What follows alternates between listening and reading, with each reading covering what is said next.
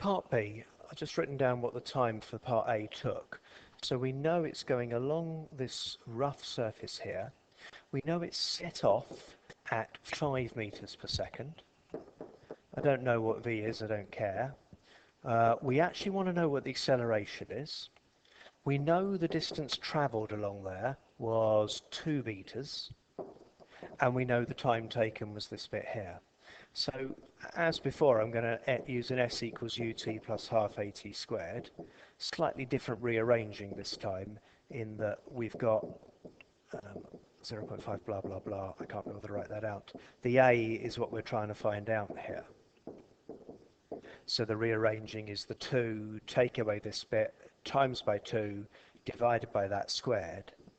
And it tells us the acceleration is minus 4.1201. We'd expect the acceleration to be minus, because we'd expect this sort of thing to be slowing down on the rough surface, wouldn't we?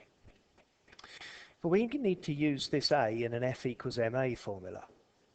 We know that the weight going down here is 2.5 g. We know the normal reaction here must be the same as that, 2.5 g. And we know the friction here. The friction here is mu times 2.5 g. And so if we use now our force equals mass times acceleration formula, the force to the left there is 2.5 g mu. Really should have that negative because it's going in the opposite direction. This thing's accelerating here, so I'm going to make that negative. And that equals the mass, which is 2.5, times by the acceleration, which we've got here as the 4.101. There's a 2.5 on both sides, so they're just going to cancel. There's a negative on both sides, so they're just going to cancel.